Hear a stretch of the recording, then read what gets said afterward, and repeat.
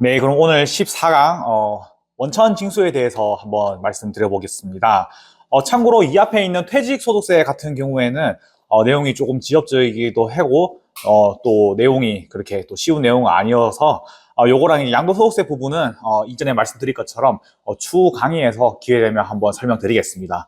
그래서 오늘은 원천 징수부터 한번 볼게요. 원천 징수라고 하면 이제 소득을 지급하는 자가 그 소득을 지급받는 자한테 소득을 주겠죠. 그때 세금 부분에 관한 일정액을 미리 떼어서 지급하는 자가 국가에 대신 납부하는 제도입니다. 왜 이렇게 할까요? 소득을 지급받는 자 같은 경우에는 일일이 그거를 국가에 직접 신고하기에 번거로움이 많을 수도 있습니다. 일반 사업자 같은 경우에는 자신이 돈 번 걸 자신이 세금을 신고할 그런 뭐 능력이 있다고 보는데 기본적으로 그 다른 고용주 밑에서 일하는 근로소득자 같은 경우에는 일일이 그런 세금을 신고할 능력이나 그런 시간이 없을 수도 있겠죠. 그런 이유에서 그렇게 원천징수라는 제도를 둬가지고 소득을 지급하는 자가 지급받는 자한테 미리 떼어서 대신 국가에 납부를 합니다.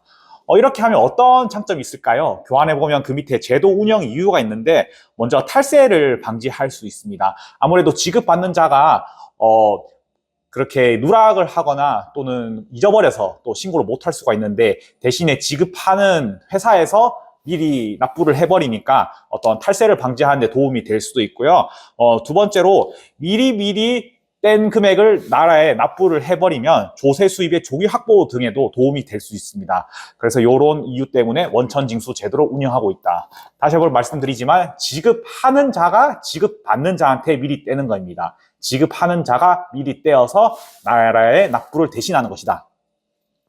그래서 원천징수 종류로 보면 크게 두 가지가 있어요. 우리 소득세법 처음 공부를 할 때 제가 잠깐 이걸 말씀드렸는데요. 우리 분리과세 같은 경우에는 완납적 원천징수로서 납부를 하는 것만으로도 원천징수하여 납부를 하는 것만으로도 납세 의무가 종결된다. 이런 내용을 잠깐 들어본 적이 있을 텐데 그거에 관한 내용이에요. 그래서 크게 두 가지가 있습니다. 첫 번째로 예납적 원천징수, 두 번째로 완납적 원천징수. 여기서 첫 번째로 예납적 원천징수 같은 경우에는 말 그대로 예납적, 예비의 성격으로 원천징수를 했단 말이에요. 그러니까 그 밑에 보면 납세 의무가 종결되냐? 아닙니다. 단지 원천징수를 하고 이후에 지급받는 자가 정산을 새로 해야 되는 거예요. 그래서 다음해 5월에 확정신고를 해야 되는 것이고요. 조세부담 같은 경우에는 확정 신고할 때 이미 원천 징수한 세액을 기납부 세액으로 차감을 해서 나머지 세액을 납부하는 구조입니다. 그래서 대상 소득은 분리과세 되는 거 이외의 소득이에요. 그러면 납부 지급받는 자가 다시 이걸 재정산해서 종합소득신고 때 납부를 해야 된다. 이런 의미겠죠. 두 번째로 완납적 원천 징수입니다. 말 그대로 완납적. 완료가 됐단 말이에요. 원천 징수하는 것으로서. 그래서 납세 의무가 종결이 되는 것이죠. 그리고 확정신고를 할 필요도 없어요. 그리고 조세 부담 같은 경우에는 이 원천 징수액만으로도 조세 부담이 그 전부가 되는 것이고, 마지막으로 이런 소득이 무엇이 있냐? 방금 말씀드린 것처럼 분리과세 대상 소득만 있는 경우에는 이것이 완납적 원천 징수이다. 그러면 원천 징수를 우리가 살펴봤으니까 원천 징수도 얼마의 비율로 납부하는 것이냐. 그것이 바로 우리가 원천 징수 세율이라고 해요. 몇 프로로 비율로 원천 징수 세액을 뗄 것이냐. 그래서 개인 같은 경우에는 크게 이자부터 이렇게 하나 배당 사업, 근로연금, 기타 퇴직 양도 요 소득에 대해서 원천 징수 여부를 한번 알아볼 텐데 먼저 이자 소득이에요. 이자 소득 같은 경우에는 원천 징수 제도가 있죠. 원칙 같은 경우에는 지급액의 14%다. 근데 예외적으로 비영업 대금 이익은 25%. 근데 그 중에서 금융위원회에 등록된 온라인 투자 연계 금융업자로부터 받는 소득은 또 14%로 원천 징수하는 예외가 있기도 합니다. 또 다른 내용도 있고요. 배당소득 같은 경우에도 원칙은 14%다. 이렇게 보시면 될 것 같고 사업소득은 원천 징수합니까? 사업소득 원천징수 제도 제가 이전에 설명할 때 이거에 대해서는 구체적으로 설명드린 게 없는데 왜 그러냐면 사업소득은 기본적으로 원천징수를 하지 않아요. 사업자가 자신의 소득을 벌어들여서 그것을 5월 달에 종합소득세 신고를 하면 그렇게 신고 납세 절차가 완료되기 때문에 따로 원천징수 제도가 없는 게 사업소득이다. 근데 예외적으로 인적 용역이나 의료 보건 용역업자한테 지급하는 것. 예를 들어서 뭐가 있을까요? 우리가 그 의사 같은 경우에는 일부 금액을 환자한테 많고 일부 금액을 건강보험공단으로부터 이렇게 지원받는 형태인데 그때 공단으로부터 지급받는 같은 경우에 이때 그 공단이 3%를 떼어서 나머지 금액에 대해서만 해당 진료 보는 의사한테 이렇게 지급해주는 형태입니다. 그런 의료보건용역업자한테 지급하는 경우에는 3%를 차감한다, 뗀다 이렇게 원천징수한다 보면 되고 두 번째로 이런 외국인 운동가한테 지급하는 경우에는 20% 원천 징수한다. 이런 게 예외적으로 있지 원칙은 사업소득은 원천 징수를 하지 않는다. 그 다음 네 번째로 근로소득입니다. 근로소득은 원칙으로 기본세율, 우리 6%에서 45% 세율이 있죠. 그걸로 원천 징수를 하고 일용직 같은 경우에는 예외로 저율로 과세를 한다. 원천 징수한다. 그 다음에 연금소득도 원천 징수합니다. 기타 소득도 원천 징수하고요. 기타 소득 금액, 우리 원천 징수세율 몇 프로를 했나요? 기타 소득 금액의 20%. 소득 금액이 무엇입니까? 소득에서 필요 경비를 차감한 것을 소득 금액이랬죠. 즉, 기타 소득에서 우리 경비를 차감한 금액인 기타 소득 금액의 20%를 원천 징수한다. 근데 예외적으로 우리 복권은 어떻게 했습니까? 3억 원 초과분에 대해서는 30%의 원천 징수세율 적용하는 것이고, 연금 소득 중에 연금 외수령분, 이것도 15% 원천 징수한다라고 배운 적이 있었죠. 퇴직소득, 우리 배우진 않았는데 이것도 원천징수합니다. 마지막으로 양도소득 같은 경우에는 원천징수 제도가 없습니다. 양도소득이랑 사업소득은 기본적으로 원천징수 제도가 없다. 이렇게 알아두시면 좋을 것 같고요. 그 다음에 법인입니다. 우리 법인세 가면 좀 배울 텐데 개인하고 비교를 위해서 여기 넣어놨어요. 그래서 법인은 기본적으로 원천징수를 하지 않아요. 법인 같은 경우에는 지급받는 자가 법인이면 그 지급받는 자가 스스로 세금을 계산해서 납부할 능력이 있다고 보기 때문에 기본적으로 원천 징수를 하지 않고 참고로 위에 개인이라 적힌 것도 지급받는 자입니다. 지급받는 자가 개인이냐 법인이냐 이 부분으로 나뉘는 거고요. 다시 돌아가서 법인 같은 경우에도 원천 징수를 하지 않는다. 근데 예외적으로 어떤 신탁 이익을 지급하는 경우에는 법인이 지급받는 경우라도 원천 징수를 하는 예외가 있긴 합니다. 그러니까 다시 정리하면 개인 같은 경우에는 사업, 양도, 원천징수 기본적으로 안 하고 법인은 아예 법인 전체가 지급받는 자여더라도 원천징수를 하지 않는다. 그리고 단 국외에서 지급하는 소득은 원천징수를 하지 않는다고 밑에 나와 있는데 당연하죠. 외국에서 지급할 때 우리나라에 그것을 원천징수에서 납부를 하는 게 쉽지가 않겠죠. 그래서 외국에서 지급하는 소득은 전체에 대해서 지급받는 자가 다 받고 그것을 종합소득 때 신고하는 그런 무조건 종합과세 이런 제도가 있었죠. 두 번째로 원천징수 시기입니다. 원천징수 시기는 소득을 지급할 때 원천징수를 하겠죠. 누가요? 지급하는 자가요. 그래서 그걸 언제까지 납부를 하냐? 지급한 달에 다음 달 10일까지 납부해야 됩니다. 예를 들어서 10월 15일 날 원천징수를 하면서 나머지 금액을 지급했다. 그러면 그 금액은 다음 달 10일인 11월 10일까지 납부하면 되겠죠. 예외사항이 있긴 합니다. 이것은 좀 세부적인 내용이라서 교재를 참고해 주시면 좋을 것 같습니다. 그 다음 내용은 연말정산이에요. 우리 연말정산 많이 들어봤죠? 보통 누가 합니까? 근로소득자가 연말정산을 하는 것이죠. 그러면 연말정산이 무엇이냐면은 근로소득을 지급하는 자가, 즉 회사가 되겠죠. 다음 해 2월에 급여 지급할 때, 누구한테요? 근로자한테 급여 지급할 때 1년 총금액, 이거는 이제 전년도 1년 총금액입니다. 전년도의 그 1년 총금액에 대해서 다시 세율을 정산하는 거예요. 즉 우리가 그 전년도에 매달 급여를 줄 때 원천 징수를 했을 거 아니에요? 그러면 그 금액의 1년치를 합쳐가지고 총금액도 1년치를 합쳐서 다시 근로소득세액을 계산해 보는 겁니다. 그래서 내가 1년 동안 원천 징수한 세액보다 다시 재정산한 세액이 더 많은 경우 그러면 추가 납부하게 되고 다시 정산을 하니까 그 금액이 내가 1년 동안 떼서 납부한 세액보다 적다. 그러면 그만큼 환급을 받게 되겠죠. 이때 환급을 많이 받으면 그것이 우리 13월에 월급이다 이렇게 우스갯소리로 말하긴 하는데 그만큼 이때 이제 환급하냐 얼마를 납부를 하냐 이게 사실상 그런 근로자들의 큰 관심거리가 되곤 합니다. 그래서 그런 연말정산의 시기는 다음 해 2월이다. 우리 2월 달에 보통 연말정산 하는 것이죠. 예외적으로 중도 퇴직을 하면 퇴직한 달에 그때 한번 정산을 합니다. 그래서 하면 되고 두 번째로 2월 달 급여를 지급하지 못하거나 또는 그때 근로소득이 없는 경우에는 2월 말일에 2월분 급여를 지급한 것으로 보고 정산을 합니다. 넘어가서 양도소득세, 이것도 추후 강의에서 설명할게요. 그 다음에 신고 납부나 결정 징수입니다. 우리 이제 소득세 모든 것에 대해서 다 배웠고요. 물론 퇴직이나 양도는 뒤에 배울 거지만 그렇다면 이걸 신고를 어떻게 하냐? 우리 계속 말한 것처럼 종합소득 세금에 대해서는 다음 연도 5월 말일까지 신고를 하면 됩니다. 그래서 우리 국세청 이런 세무서 앞에 가면 5월 달쯤 되면 계속 이렇게 이런 홍보가 있어요. 5월 달은 종합소득세 납부의 달입니다. 5월 달, 즉 5월 1일부터 5월 31일까지 전년도 소득에 대해서 종합소득을 신고해야 되는 자는 그때 신고를 하면 되겠습니다. 단 일부 성실 신고 확인 대상 사업자는 6월 말일인데 특정한 고소득자 사업자 같은 경우에는 그런 세금 신고할 될 사항이 많아요. 그래서 이런 특정한 사업자 같은 경우에 해당되면 한 달 늘려줍니다. 6월 말까지 신고하는 경우가 있는데 원칙은 5월 말까지, 다음 해 5월 말까지 신고하면 된다.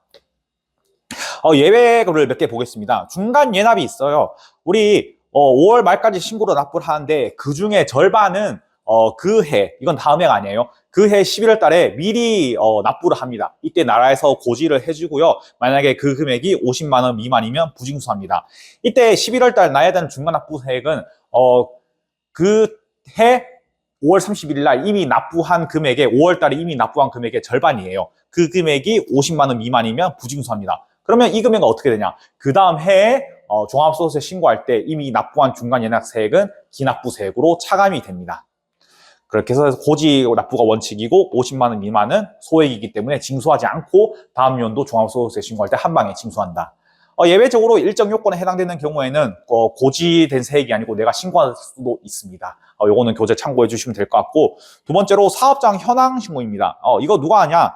과세 사업자가 아니고 면세 사업자 같은 경우에 다음에 2월 10일까지 사업장 현황 신고를 해야 되는데요.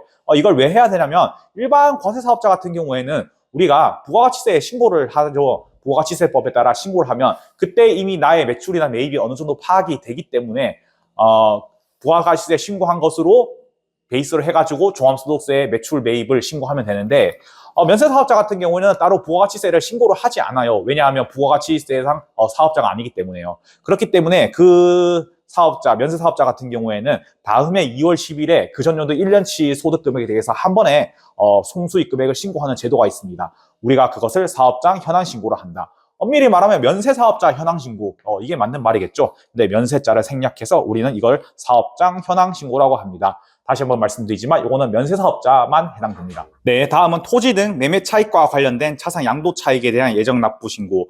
네, 요거는 부동산 매매업자에 해당되는 경우인데 요거 좀 지역적인 내용이니까 요건 넘어갈게요. 네 번째로 확정 신고를 생략하는 경우가 있습니다. 우리 근로소득자가 있는 경우로서 연말정산은 한자.